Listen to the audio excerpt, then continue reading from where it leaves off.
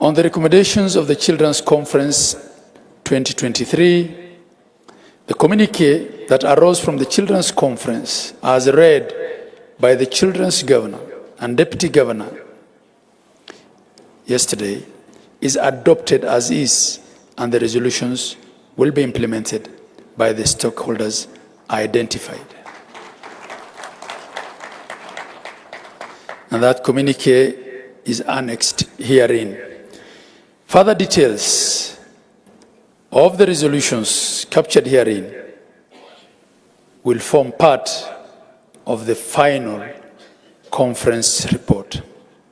The implementation of the above resolutions shall be monitored and reported by all stakeholders every 6 months over the next 2 years, and progress reported during the next devolution conference.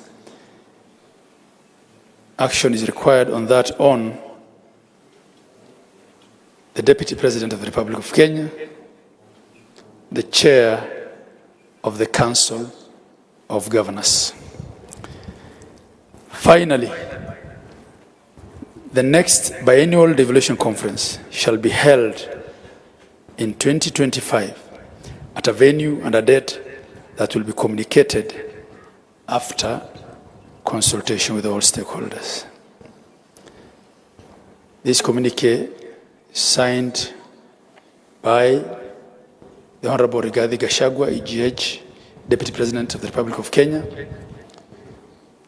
His Excellency FCP Ahmed Abdullahi, Co-Chair of the First Biennial Devolution Conference and the Vice Chair of the Council of Governors, the Right Honorable Amason Kingi, EGH, Co-Chair of the First Biennial Devolution Conference and the Speaker of the Senate, Honorable Philemon Sebulei, Chairperson, County Assemblies Forum.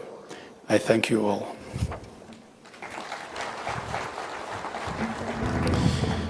Your Excellency, next I will invite on stage the Senator of Nyandarua County, Honorable John Methu, representing the Senate Majority Leader. Honorable John Methu.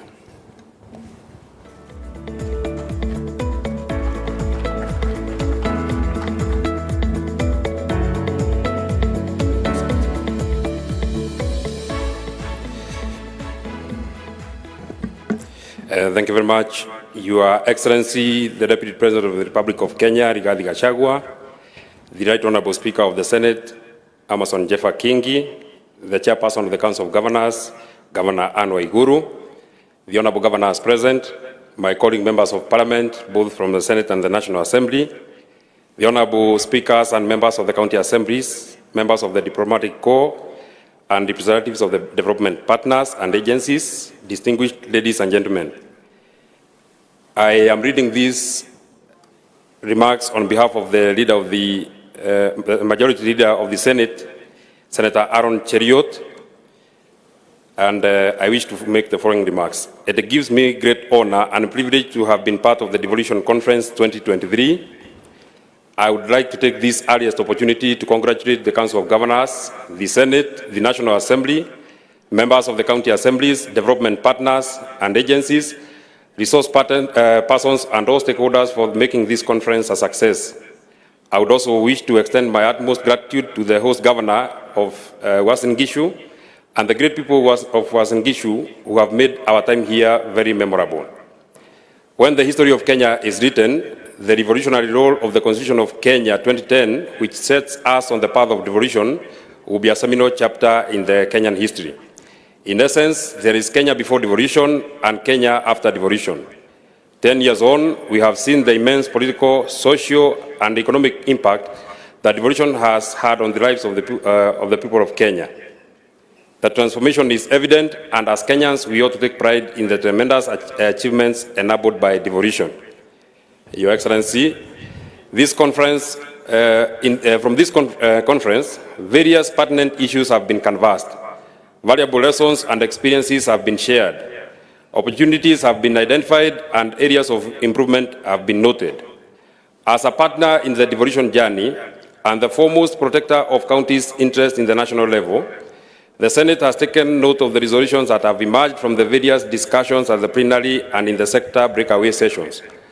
Some of the key issues which would require intervention by the Senate would include: number one, ensuring the equitable allocation to county government is enhanced and dispersed within statutory timelines. Number two, the transfer of all outstanding functions and resources by the national government. Your Excellency, we are very happy that that is not contested. The President has agreed to that, and the Council had agreed to it. Number three is enhancing the financial autonomy of the county assemblies to improve their oversight and accountability, among other proposals, which again is uncontested. Additionally, there were several proposals for legislation which include a framework to enhance county-owned source revenue. One of the proposals in this regard was to encourage counties to leverage on non-traditional revenue resources, among them grain bonds. A review on the legal framework on the public-private partnerships to respond to the needs of the counties. Number three, a framework on performance management in the county public service to improve service delivery. Number four, a framework on funding and execution of shared functions between the two levels of government, among other proposals. Your Excellency, sir, and my colleague delegates, some of the sector-specific proposals that call for the intervention of the Senate will include: number one, engaging Energy and Petroleum Regulatory Authority, EPRA, and the county government in setting minimum standards for electricity and gas reticulation, which is a devolved function under the 4th schedule of the Constitution. Number two is developing a harmonized policy on digitization to facilitate service delivery, digital entrepreneurship, efficiency and effectiveness of the government. Tied to this, it emerged that there is a need to put up a place in the legislative framework to protect critical infrastructure, for example, telecommunication masts and fiber optic cables, which are repeatedly vandalized. Number three is putting in place a legislation to promote the government housing agenda. And finally, harmonization and integration of taxes, licenses, and levies by the county at the county level. Many of the proposals emerging from this forum are in line with the bottom-up economic transformation agenda of the government, which at its core seeks to, among others, reduce the cost of living, increase employment, incentives in investment and production, enhance tax base for more revenue, and increase foreign exchange earnings. We can all agree that devolution is the catalyst for Kenya to unlock its full potential and accelerate development. The Senate will continue to advocate for adequate financing of the county governments, passage of enabling legislations, and full transfer of devolved functions and attendant resources. Additionally, the Senate undertakes to prioritize the resolutions emerging from this forum and to work with all stakeholders to realize the dream of devolution. Success of the next phase of devolution will be majorly dependent on the good governance structures. The Senate will continue to exercise its oversight role over funds allocated to counties to ensure that the objects of devolution espoused in the Article 74 of the Constitution are met. Your Excellency, sir, in conclusion, I urge all Kenyans and the media to be patriotic and emulate the U.S. Ambassador to Kenya, Meg Whitman, in speaking good about our country. Kenya is our home. Kenya is our home. Do not get distracted by those who condemn the friends of Kenya. Do not keep quiet. Do not shut up. Stand up for Kenya. Stand up for your motherland. Kenya is on the move. With those very few remarks, Your Excellency, I thank you very much.